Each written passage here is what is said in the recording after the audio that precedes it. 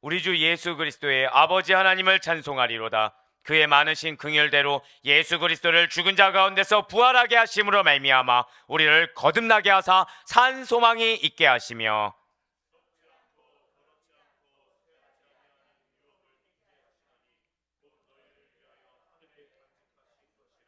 너희는 말세에 나타내기로 예비하신 구원을 얻기 위하여 믿음으로 말미암아 하나님의 능력으로 보호하심을 받았느니라.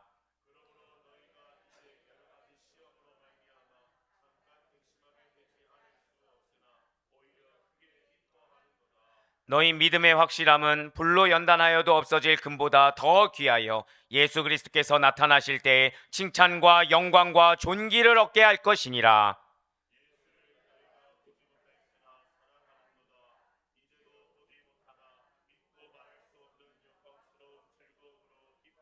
함께요.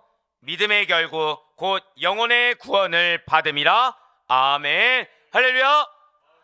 네, 이렇게 고난주간 특별새벽 기도의 4주차를 맞이해서 이렇게 끝까지 변치 않는 믿음으로 나의 이 자리를 지키는 것을 주께서 기쁘게 받으시고, 무엇보다 이렇게 사랑하라, 서로 사랑하라라는 믿음의 우리의 권면의 말씀, 그것에 대한 결단의 행함으로 다짐하며 나오신 우리 모든 성도님들을 주님 환영을 축복합니다. 이 시간에 우리는 고난주간 특별새벽 기도를 통해서 무엇을 주제로 지금 우리가 은혜 받고 있습니까? 부활. 네, 그렇습니다. 부활을 주제로 은혜 받는 귀한 시간을 가지고 있어요. 오늘은 그 네 번째 순서로, 첫 번째는 어떤 시간이었습니까? 부활의 의미. 두 번째는요, 부활의 영광. 세 번째는 무엇이었습니까? 부활의 증거에 이어서 절단 고백하실게요. 부활의 은혜. 네, 부활의 은혜에 대해서 베드로전서 1장 3절에서 9절 말씀을 통해서 은혜 받고 축복받는 시간을 주께서 예배해 두셨습니다. 그렇습니다. 진실로 우리 믿는 성도들에게 예수 그리스도의 부활이 실제가 되지 않는다. 그러니까 우리가 이 생애를 마감하고 천국도 없고 부활도 없다. 그러면은 우리의 믿음도 헛것이고 우리가 전파하고 우리가 증거하는 것도 다 헛것입니다. 믿는 성도는요, 부활신앙으로 현재 당하는 고난을 극복하고 시련 중에서도 넘치는 구원의 은혜와 하늘의 산 소망. 절대 고백하실까요? 하늘의 소망은 나에게 실제가 됩니다. 나에게 살아있습니다. 아멘. 그러한 하늘의 산 소망을 가지고 살아가는 자들이 바로 여러분과 저 믿는 그리스도인이라는 것이죠. 이 땅에 나그네로 살아가는 성도들입니다. 그 성도들이 구별된 하늘의 백성으로서, 구별된 하나님의 자녀로서 기쁨과 감사의 삶을 살아가기 위해서는, 증거하는 삶, 하나님께 영광이 되는 삶을 살기 위해서는 부활이 가져다준 은혜 속에서 하루하루를 살아가야 된다는 거예요. 어디에서 살아가야 된다고요? 절대 고백하시겠습니다. 부활이 주신 은혜. 그러니까 이 부활이 주신 은혜라는 것은 고난주간에만, 성금요일에만, 부활주일에만 기억할 것이 아니라 우리의 평생토록 부활신앙이라는 것은 우리의 신앙의 토대가 되어야 되고 전부가 되어야 된다는 것이죠. 그렇다면 이러한 부활이 가져다 준 은혜, 즉 오늘 말씀의 제목이기도 한 부활의 은혜에는 구체적으로 무엇이 있는 것입니까? 이 시간을 통해서 여러분들 평생토록 부활의 은혜가 무엇인지 명확하게 생각하시고 평생 잊지 않을 수 있는 귀한 축복의 시간이 될 수 있기를 간절히 소망합니다. 부활의 은혜 첫 번째는, 절대 크게 고백하실게요. 산소망의 은혜. 네, 부활의 은혜 첫 번째는 산소망의 은혜입니다. 오늘 보면 베드로전서 1장 3절 말씀 보도록 하실게요. 우리 주 예수 그리스도의 아버지 하나님을 찬송하리로다. 그의 많으신 긍휼대로 예수 그리스도를 죽은 자 가운데서 부활하게 하심으로 말미암아 우리를 거듭나게 하사. 무엇이 있다고 하셨습니까? 거듭나게 한 순간 산 소망이 있게 하시며 라고 말씀하고 있어요. 진실로 예수 그리스도의 부활이란 것은 그를 믿는 우리 모든 성도들이 예수님과 함께 부활하여 천국에서 하나님과 영원히 함께 살 것이라는 살아있는 소망, 그것이 우리에게 실제가 되는 소망을 갖게 한다는 것입니다. 예수님의 부활이 우리로 하여금 새하늘과 새 땅의 거룩한 백성으로서의 천국의 삶을 소망하게 하며 이 땅 가운데 천국의 삶을 영위하는 것을 증거하게 한다는 거예요. 그러니까 그냥 소망이 아닙니다. 살아있는 소망이에요. 실제가 되는 소망입니다. 우리에게 힘이 되는 소망이에요. 능력이 되는 소망이 산 소망인 줄 믿으시길 바라겠습니다.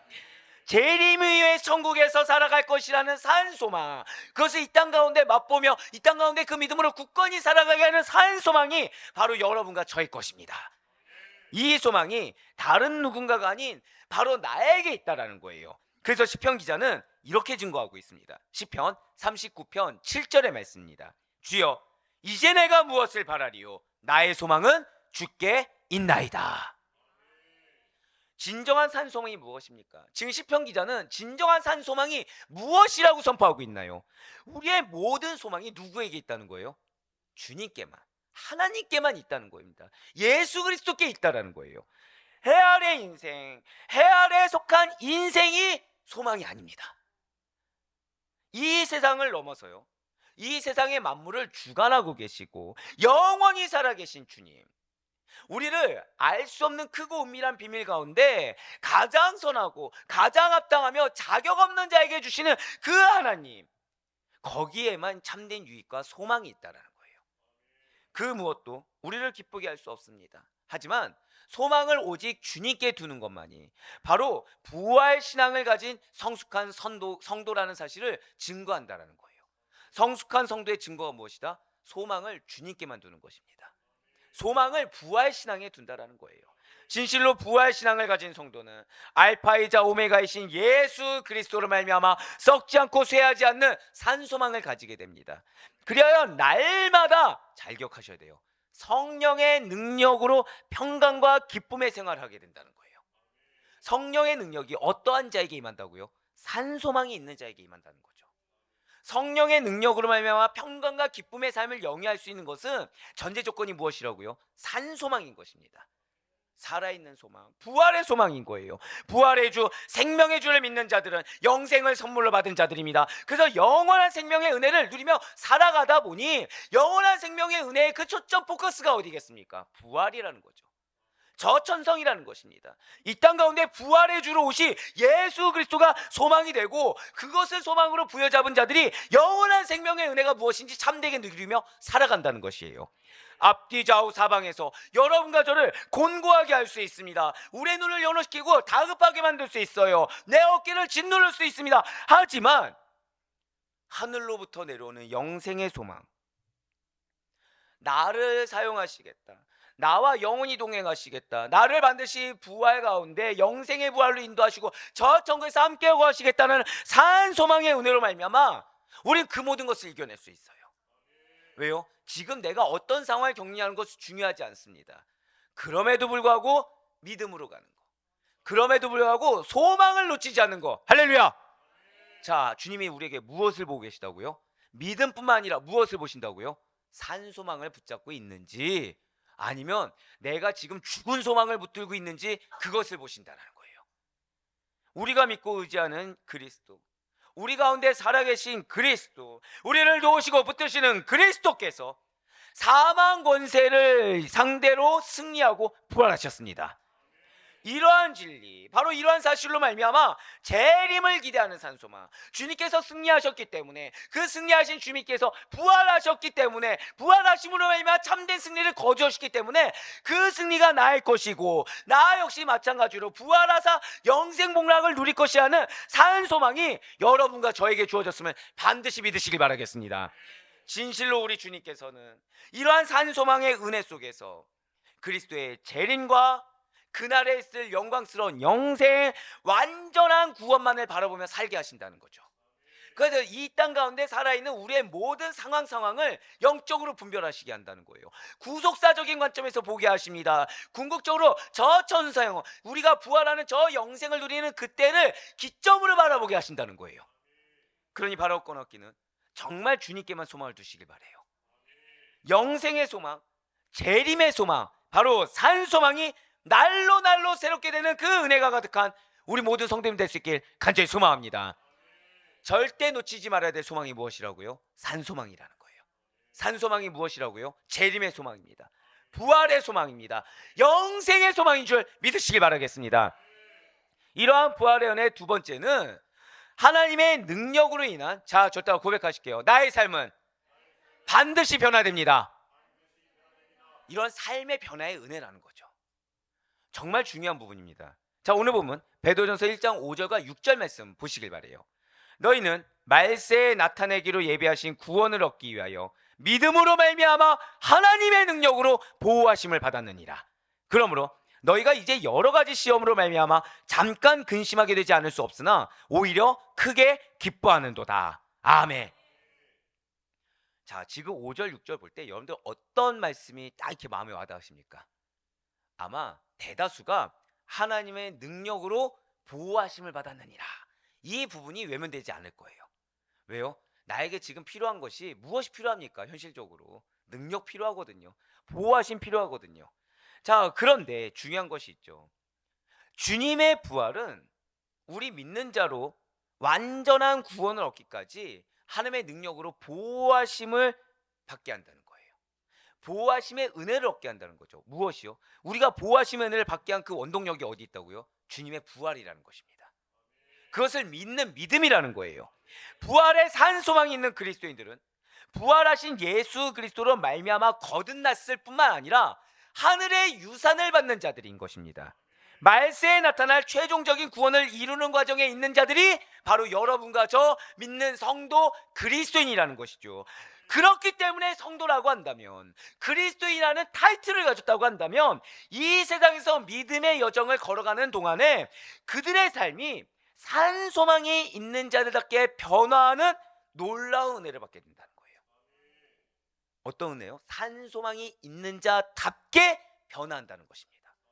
그러니까 자, 부활의 은혜를 더니는 자는 무슨 소망이 있다 그랬어요?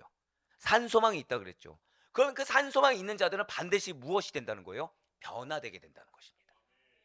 인격이 변화돼요. 삶이 변화됩니다. 미래가 변화돼요. 그렇다면 이렇게 하나님의 능력을 힘입어 산 소망이 있는 자들의 삶에 구체적으로 어떠한 변화가 있는 것입니까? 여러 가지 시험이 있어도 근심하지 않게 된다는 거예요. 시험이 있어도 화급해져서 부안해동하거나 요동하지 않는다는 거죠. 앞서 말씀드린 대로 구속사적인 관점에서 시험을 봅니다. 내가 이루게 될 저 천성에서의 승리를 바라보고 그것을 기점으로 바라보게 돼요. 영적으로 분별하게 된다는 거죠. 부활의 소망으로 기뻐하게 된다는 것입니다. 그 대표적인 예가 누구일까요? 바로 사도 바울이 아니겠습니까? 진실로 사도 바울은 그의 제2의 고향이라고 일컬을 수 있는 다메섹에서 거듭남을 체험했습니다. 그렇게 되자 세상을 전혀 다른 시각으로 보게 됐다는 거예요. 고통보다 더 중요한 것이 생겼습니다. 고난보다 더 소중한 것이 생겼어요. 바로 예수 그리스도가, 바로 복음이 나 자신을 통해서 전파되는 것입니다. 영혼이 구원하는 것, 믿음의 승리를 거두는 것이 바울의 삶에서 최대 목적이 되었어요. 이렇듯 사도 바울은 자신이 태어나서 그동안 살고 보아온 구약의 율법과 장로의 유저에 대한 열심을 하나님에 대한 열심으로 변화시켰습니다.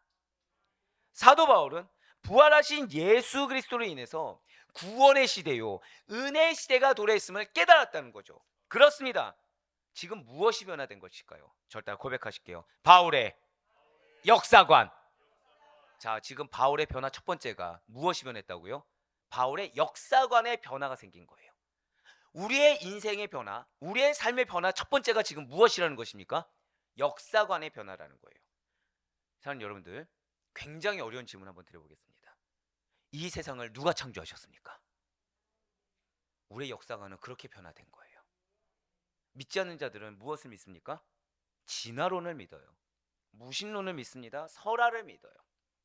그렇지만 우리는 믿는 그 순간 창조주가 누구라고 믿습니까? 하나님이라고 믿어요. 저 천국의 존재를 믿습니다. 결국 우리의 역사관이라는 것은 성경 안에서의 역사관으로 변화된 거예요. 사도 바울의 역사관이 그렇게 변했다는 것입니다. 근데 그 역사관이 변해진 자가 무엇을 믿게 됩니까? 역사의 주제이자 중심이시며 역사의 마침표가 되신 분이 부활의 주님이라는 사실을 믿게 된다는 거예요. 자, 제가 그냥 하나님, 예수님이라고 말씀드리지 않았습니다. 어떤 주님이라고 말씀드렸죠? 부활의 주님이에요. 왜 이렇게 말씀드렸을까요? 세상 역사가 기원전 기원 후로 나누어집니다. 다 알고 계실 거예요. 자, BC와 AD로 표기가 된다는 거 다 알고 계십니다. 자, 중요한 거는 BC는 다 알고 계세요. BC가 무엇이죠? Before Christ. 예, 맞아요. 그리스도가 오기 전입니다. 자, AD는 뭘까요? 진짜 깜짝 놀랐어요.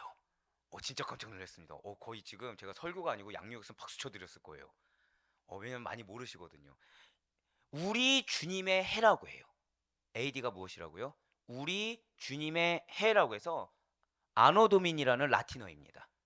아노도민이라는 라틴어로 약어가 AD예요. 자, 그 기준이 무엇이라고요? 자, 예수 그리스도가 온 다음에 그 이후에는 지금 일컫기를 AD 지금 2024라고 하잖아요. 이게 무엇이에요? 다 우리 주님의 해라는 거예요. 자, BCAD 누가 씁니까? 그리스도인만 씁니까? 아니요. 세상 역사에서도 그 일면에 예수 그리스도께서 역사의 주제가 되심을, 예수 그리스도가 역사의 중심이 되심을 인정하고 있다는 거예요. 그러니까 지금 이렇게 막 기독교를 탄압하고 박해하고 무시하는 이 순간에서도 변치 않는 게 뭡니까? AD 2024. 그러면 2024는 지금 뭐예요? 우리 주님의 해 2024년. 작년에는 뭐라고 했습니까? AD 2023년이었습니다. 그럼 작년도 뭐예요? 우리 주님의 해 2023년인 거예요. 결국 세상 사람들이 인정하든 인정하지 않든 지금 우리의 인생의 역사의 기준이 누구입니까? 역사의 주관자가 지금 누가 되시죠? 예수 그리스도라는 거예요. 단순히 예수 그리스도가 오기 전과 후로 나눠졌다 이 정도로 얘기할 수 있는 것이 아니라 아노도미니, 우리 주님의 해, 그건 지금까지도 계속되고 있는 것입니다. 그렇기 때문에 믿는 여러분과 저의 역사관 역시도 마땅히 그리스도 중심이 돼야 된다는 거예요.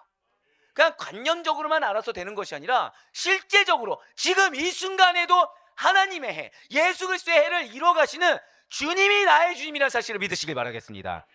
더불어 그리스도 중심의 역사관으로 인해서 저를 따라 고백하실까요? 그리스도 중심의 인생관. 역사관 다음에 무엇이 변화된다고요?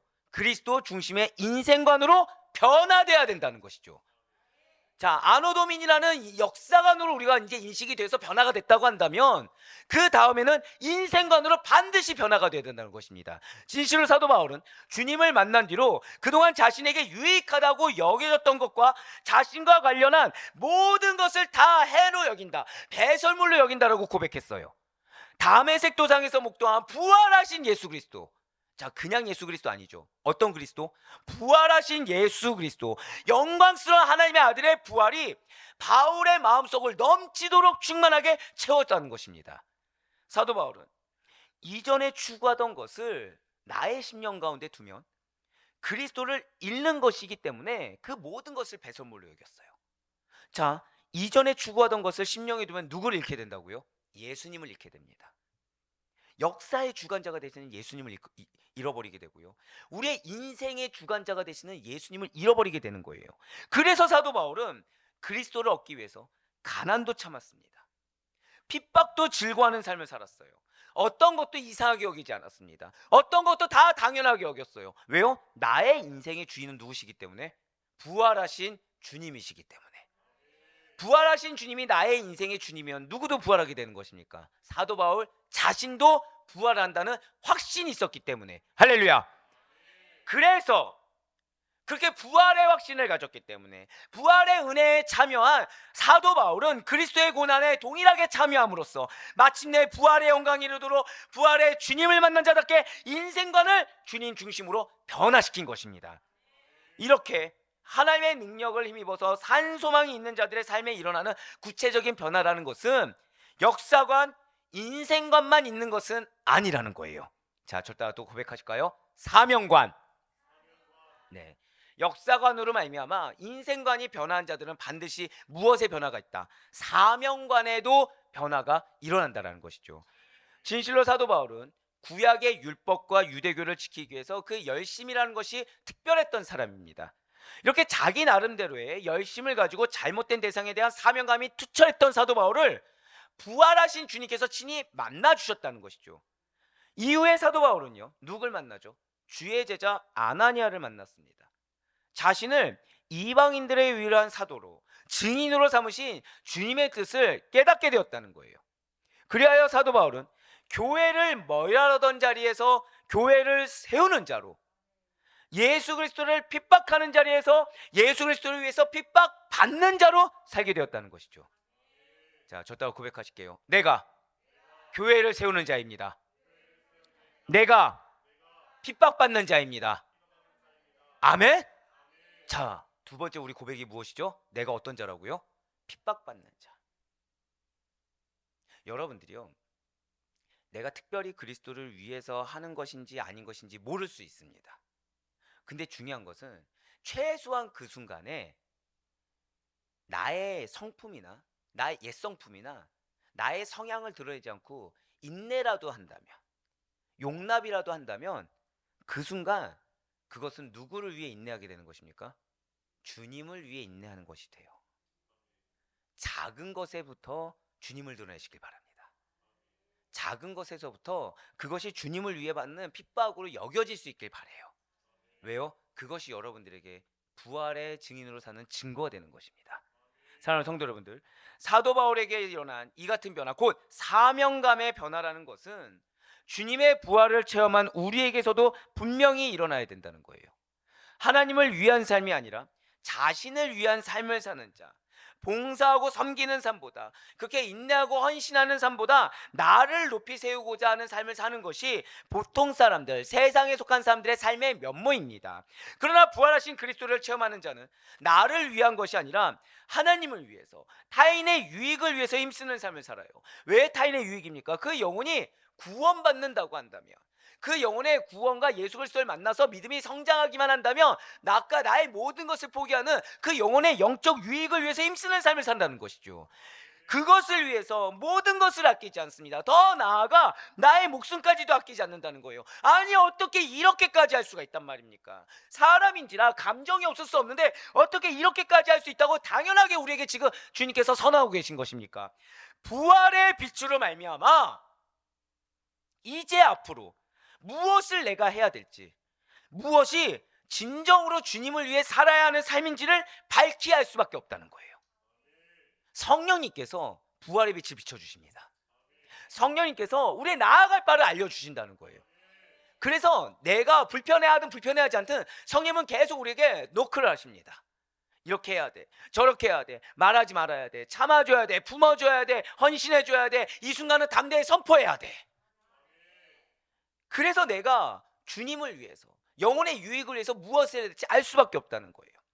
그리스도의 부활의 생명, 그리스도의 부활의 능력, 부활의 소망이 사도 바울에게, 그리고 절대 고백하실까요? 나에게, 그렇습니다. 사도 바울에게, 그리고 예수님을 믿는 나에게 새로운 역사관, 새로운 인생관, 새로운 사명관을 갖게 했다는 사실을 절대 놓치지 마시길 바라겠습니다. 그냥 아노도미니만 기억하지 마시고 새로운 역사관이 있으면 무엇까지 잃게 된다고요? 새로운 인생관으로 바뀌게 됩니다. 새로운 인생관이 있는 자들은 무엇을 갖게 된다고요? 새로운 사명관을 갖게 된다는 사실을 반드시 잊지 않는 믿음으로 말미암아 우리에게도 부활의 능력, 하나님의 능력으로 인해서 삶이 변화되는 축복된 은혜가 임할 수 있길 간절히 소망합니다. 저 따라 고백하실게요. 나의 가족은 반드시 변화됩니다. 아멘? 다른 걸로 변화되는 게 아니에요. 부활의 능력을 믿는 믿음 있는 여러분들로 말미암아 여러분들의 가족뿐만 아니라 나에게 붙여준 모든 영혼들이 역사관, 인생관, 사명관이 변화될 것을 확신하시기 바라겠습니다. 이제 마지막으로 부활의 은혜가 무엇인지 보도록 하실게요. 부활의 은혜 첫 번째가 무엇이었습니까? 감사해요. 산소망의 은혜가 있고, 두 번째가 무엇입니까? 하나님의 능력으로 인한 삶의 변화의 은혜가 있다고 말씀을 드렸어요. 삶의 변화에 이제 역사관, 인생관, 사명관이 들어가는 겁니다. 자, 세 번째로는 여러분들 예배 은혜가 되십니까? 감사해요. 아멘이라 주셔서 감사해요. 바로 그겁니다. 그런데 그냥 예배 은혜가 아니에요. 자, 우리 방송팀이 여러분들을 곤란하지 않게 해주셨네요. 자, 한번 우리 크게 읽어볼까요? 시작. 구원에 초점을 맞춘 예배의 은혜가 있습니다. 부활의 은혜가 바로 이거라는 거예요. 우리가 정말 어쩔 때는 예배의 은혜를 받고 어쩔 땐 예배의 은혜 못 받을 때가 있습니다. 무슨 차이일까요? 바로 이거예요. 구원에 초점을 맞추었느냐, 나에게 초점을 맞추었느냐, 구원의 영생의 초점, 부활의 초점을 맞추었느냐, 내 지금 현재 상황에 초점을 맞추었느냐, 이 차이입니다. 자, 교회가 힘든 상황이 됐어요. 예배 은혜가 사그라질까요? 아니라는 거예요. 아니라는 거예요. 최소한 복음의 메시지가 있다고 한다면, 성도를 위한 사랑의 기도의 분량과 영성이 있다고 한다면 어떠한 환경에서도 주님께서 보호하십니다. 주님께서 예배 가운데 은혜를 주세요. 근데 무엇에 초점을 맞춰야 된다고요? 다른 거 초점 아니에요. 저 다 고백하실까요? 구원. 바로 그거예요. 변치 않는 예배 은혜는 구원의 초점입니다. 믿음이 없는 자들에게 예배는 무의미합니다. 죄송하지만. 왜 얘기했습니까? 하나님을 경배하지 않아요. 그분께 영광을 돌리지도 않기 때문입니다. 자신의 유한한 생명이 그저 그런 세상 살다 많은 것들로는 인식하다 보니까 이 세상의 삶이 너무 중요한 거예요. 이 세상에서 지금 내가 누리는 것이 너무 중요한 거예요. 그래서 지금 해나는 행위들이 모두 이 생의 삶에서만 유효한 단회적이고 즉흥적인 모션에 불과한 것에 치중하고 있다는 것이죠. 물론 세상과 버타며 살아가는 자들에게도 미래에 대한 계획이 있습니다. 미래에 대한 준비가 있어요. 성실하고 나름 근면한 삶을 살아갑니다. 사람들의 인정받을 수 있을까요? 없을까요? 인정을 받을 수도 있어요. 저마다 믿고 있는 나름의 우상이 있습니다. 나름의 징크스가 있어요. 그래서 그 우상과 징크스에게 마치 절하는 것처럼 길흉화복을 다 그들에게 맡기고 의지한다는 거죠. 왜입니까? 이 땅의 삶 이후에 대해서 확신을 가지기 못하기 때문이에요. 이 땅의 삶 이후에 대해서 확신이 없습니다. 일상의 삶에서 일어나는 일을 단편적이고 세속적인 눈에 의지하여 판단하고 마는 거예요. 예, 그래서 말씀이 전해져도 믿을 수가 없는 겁니다. 궁극적으로 뭘 못 믿기 때문에? 부활을 못 믿기 때문이에요. 천국을 못 믿기 때문이라는 거죠. 하지만 부활을 믿는 자들은 지금이 나그네 삶이라는 걸 너무 잘 알고 있습니다. 본향에서의 영원한 삶이 기다리고 있음을 확신하고 믿으며 살아간다는 거예요. 그래서 베드로가 이렇게 선포하고 있는 것입니다. 오늘 본문 베드로전서 1장 7절부터 9절까지 말씀 보도록 하실게요. 너희 믿음의 확실함은 불로 연단하여도 없어질 금보다 더 귀하여 예수 그리스도께서 나타나실 때에 칭찬과 영광과 존귀를 얻게 할 것이니라. 예수를 너희가 보지 못하였으나 사랑하는도다. 이제도 보지 못하나 믿고 말할 수 없는 영광스러운 즐거움으로 기뻐하니 믿음의 결국 곧 영혼의 구원을 받음이라. 아멘. 네, 그렇습니다. 진실로 부활하신 예수님께서 지금 어디에 계십니까? 하늘로 승천하셔서 하늘 보좌에 하나님 우편에 앉아 계십니다. 믿으십니까? 다시 오실 재림의 때에 그 사실을 믿는 자들, 그 믿음을 지킨 자들은 죽지 않고서 부활의 영광 가운데 예수님의 품 안에 안겨서 영생복락을 누리며 살게 된다는 거예요. 그러니 부활의 몸을 입기 위해서 지금 이 순간 우리는 이 땅에서의 삶에서 불로 연단하여도 없어지지 않을 어떠한 고난의 불, 징계의 불, 우리의 핍박의 불에도 없어지지 않을 정금 같은, 순금 같은 신앙을 유지해야 된다는 거죠. 불순물이 없는 신앙이어야 됩니다. 어떠한 흠도 없어야 되는 거예요.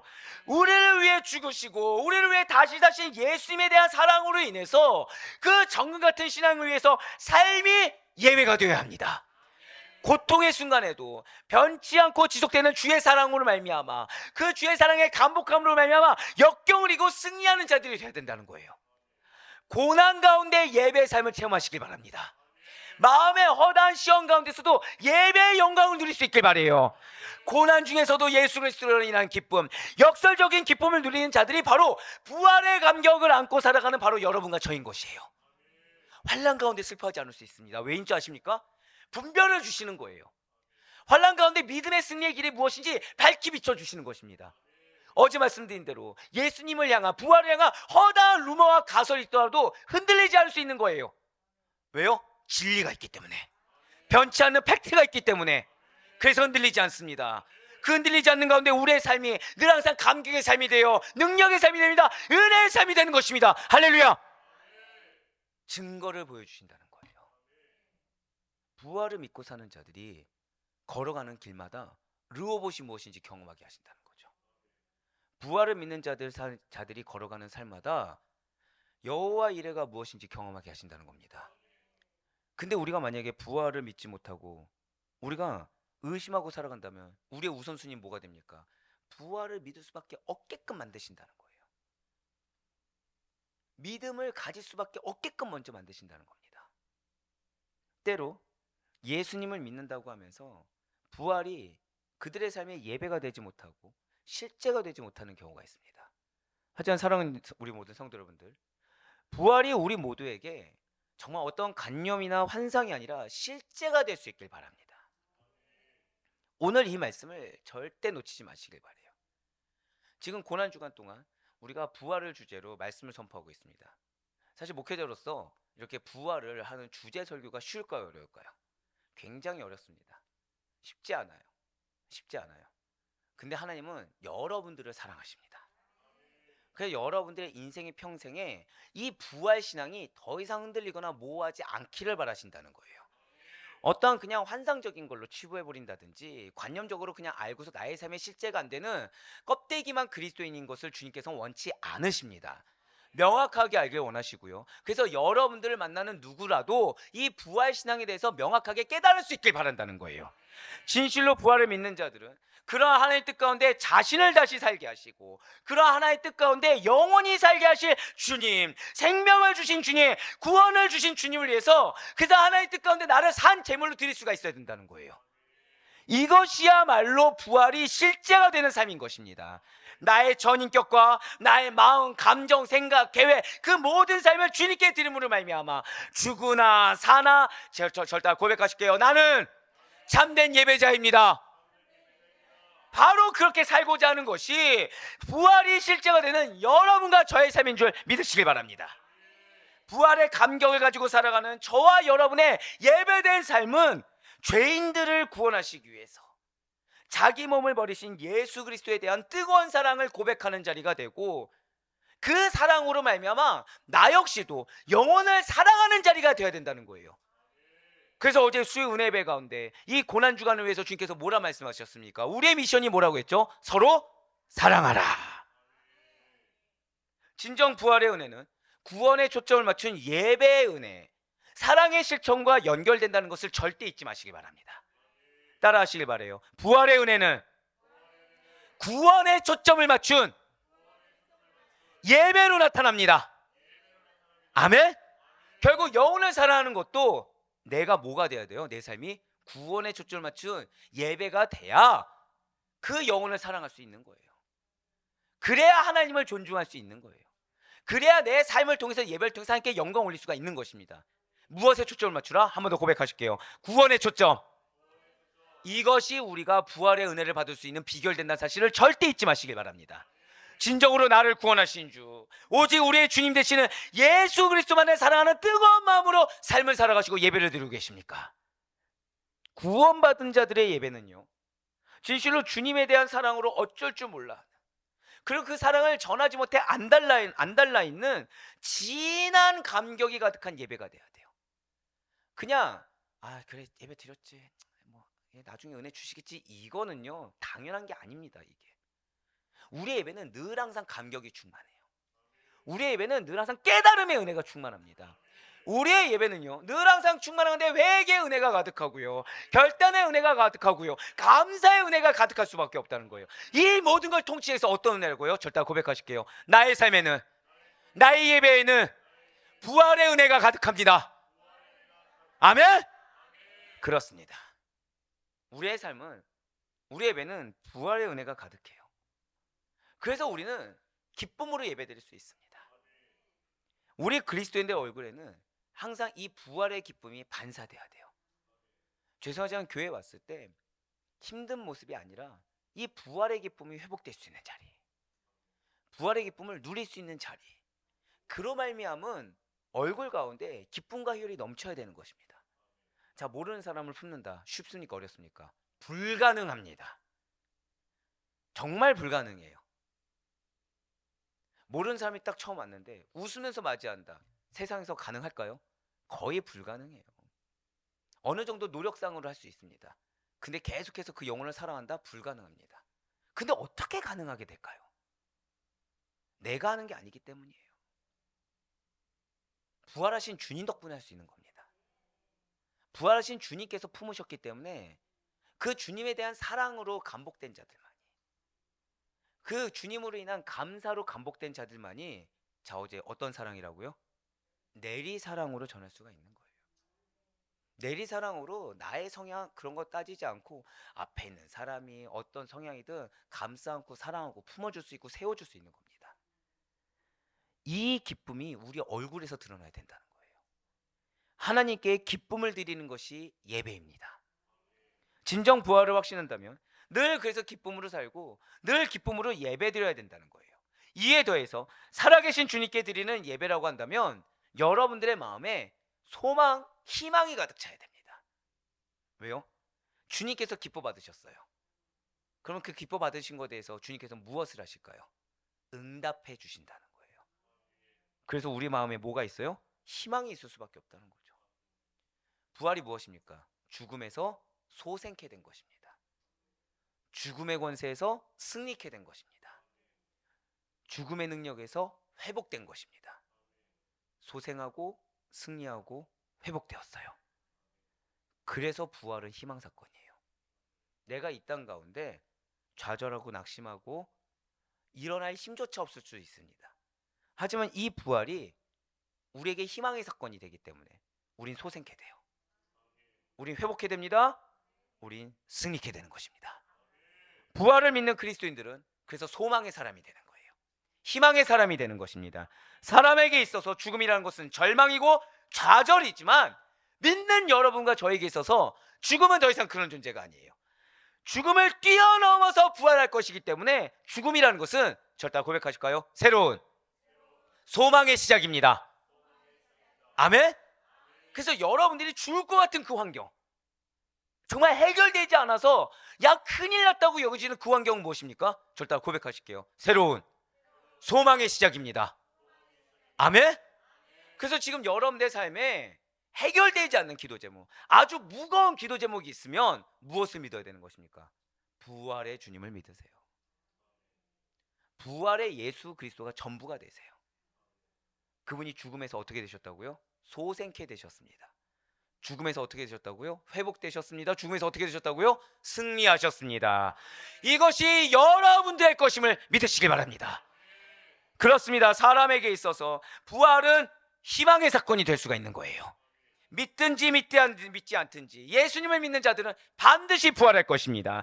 적어도 죽음에 대한 두려움이 있는 자들이라고 한다면 부활의 기쁜 소식이 희망이 되지 않겠습니까? 죽을 위기에 놓인 자들은 썩은 동아줄이라도 붙잡고 싶은 심정이 들어요. 시한부 인생이라면 어떻게 되겠습니까? 생명에 대한 강렬한 집착이 생기게 된다는 거죠. 남아있는 생명이 다하기까지 얼마나 소중하게 1분 1초를 사용하시겠습니까? 지금 우리는 권사님에서 기도하고 있어요. 이 암이 다 퍼져가지고요 복막암이 되셨습니다. 이 복막암이 뭐냐면 배 있죠, 배 핏줄마다 암세포가 들어간 거예요. 근데 문제가 생겼습니다. 위에서 출혈이 나기 시작한 겁니다. 위에 암세포가 다 퍼졌으니까. 자, 어떻게 하셨을까요? 수술을 받으셨어요. 위 절제 수술을. 보통 그 정도면 포기할 수 있습니다. 근데 권사님은 끝까지 포기하지 않으셨어요. 예, 맞아요. 1분 1초라도 자기가 기도의 끈을 놓치지 않아야 된다 하셨습니다. 가장 소중한 것을 위해서 남은 생명 다하기까지 최선을 다하시는 거예요. 물론 여전히 지금 위가 자르셨기 때문에 이렇게 직접 투입을 하셔야 됩니다. 항암을 받으셔야 되는데 체력이 안 돼가지고 이 복막암은요 항암을 받아서 암세포를 제거해야 돼요. 지금 암투병을 하고 계신 상황입니다. 연세가 그렇게 많으신데도 90세가 다 되셨는데도 불구하고 계속 하고 계신 상황이에요. 무엇을 위해서? 가치 있게 마지막의 생명을 그 소중하게 기도의 끈을 놓치지 않기 위해서 하나님께 드리고 있습니다. 혹시 이 자리에 좌절의 마음, 절망의 마음, 괴로운 마음이 있으신 분이 계십니까? 부활의 주님으로 말미암아 소망을 소유하시길 바래요. 우리 권사님께서 그렇게 할 수 있는 이유가 무엇일까요? 주님께서 기뻐 받으시고 얘기하시더라고요. 자기는 어차피 천국 갈 걸 믿기 때문에 지금 이거 괜찮다는 거예요. 그럼 지금 남아있는 동안 주님이 나에게 뭘 바라실까? 나에게 왜 생명줄을 주셨을까? 왜 이거 암에 대한 소식을 알게 하셨을까? 아, 기도하라는 거구나. 이거였어요. 권사님은 지금 소망이 있습니까? 없습니까? 있어요. 부활의 주님으로 말미암아 저 천국에 대한 확신으로 말미암아 그 소망을 소유하고 힘을 내고 있음을 여러분들 잊지 마시길 바랍니다. 소망 가운데 예배드리시길 바래요. 낙심한 마음으로 예배드리지 마시고 소망의 마음으로 예배드리시고, 하나님이 여러분들을 살게 하십니다. 하나님이 여러분들을 사용하십니다. 무엇을 위해서 지금 생명줄을 붙들게 하셨을까요? 가치 있는 사역이 있다는 거예요. 전 여러분들에게 오늘 시작 전에 하나님이 여러분들을 사랑하셔서 말씀을 물 붓듯이 기름 붓듯이 주셨다고 말씀드렸습니다. 왜 말씀을 여러분들에게 주실까요? 죄송하지만 모든 교회가 말씀이 풍성한 거 아닙니다. 죄송하지만 어떤 교회는 말씀의 갈급함을 느끼게 하는 교회도 있을 수가 있다는 거예요. 하지만 여러분들에게는 말씀의 풍성함을 지금 허락하십니다. 왜이겠습니까? 여러분들을 말미암아 영광 받길 원하세요. 여러분들을 말미암아 이루길 원하시는 하나님의 사명이 있는 것입니다. 보다 가치 있는 것을 위해서 그 산소망의 은혜를 놓치지 않을 수 있는 여러분과 저, 그렇기 때문에 반드시 부활의 은혜에 대해서 오늘 반드시 머릿속에 새기시고 뼈에 각인시켜서 평생토록 그 가치 있는 것에 위해 영광스럽게 쓰임받을 수 있는 우리 모두가 될 수 있길 간절히 소망합니다. 이제 말씀을 맺겠습니다. 오늘 우리는 부활의 은혜가 산소망의 은혜라는 걸 알았어요. 부활의 은혜가 하나님의 능력으로 인해서 우리의 삶의 변화의 은혜가 된다는 걸 믿었습니다. 그래서 우리의 역사관이 바뀐다고 했어요. 인생관이 바뀐다고 했습니다. 사명관이 바뀐다고 했어요. 권사님은 사명관이 바뀌었기 때문에 이 괴로운 시간 다 감수하면서 기도의 끈, 기도의 사명을 놓치지 않는 것입니다. 예, 마찬가지로 구원에 초점을 맞춘 예배의 은혜라는 것도 알 수가 있었어요. 진정으로 여러분들에게 산소망이 넘치길 간절히 소망합니다. 부활하신 주님의 충만한 생명력으로, 그 충만한 능력으로 인한 삶의 변화가 가득하길 간절히 소망합니다. 오직 구원에 초점을 맞춘 예배. 여러분들의 예배는 평생 무엇에 초점을 맞춰야 된다고요? 우리 아델포이 교회 평생은 무엇에 초점을 맞춰야 된다고요? 구원에 초점을 맞춘 예배를 드림으로 말미암아 사랑과 기쁨과 소망이 가득한 예배의 은혜가 여러분들의 삶 가운데 흘러넘쳐서 영적으로 활력이 넘치게 한다는 걸 경험하고 증거할 수 있길 간절히 소망합니다. 그래야 바랄 얻기는 이제 남아있는 고난주간 새벽 기도회가 있어요. 그 새벽 기도를 통해서 부활이 주는 은혜를 단 한 번도 빠짐없이 누리시길 바라요. 그 부활의 은혜로 말미암아 계속해서 간구하면서 충만함을 누리시되, 이것이 고난주간 특별 새벽 기도에서 끝나는 것이 아니라 여러분들 평생의 삶 가운데 다른 무엇보다도 이 부활의 은혜만큼은 놓치지 않는 믿음으로, 그 부활의 은혜만큼은 놓치지 않는 소망의 확신으로 여러분들의 삶이 끝까지 하나님께 인정이 되고 쓰임받을 수 있는 가치 있는 삶이 될 수 있기를 주님의 이름으로 간절히 축원합니다.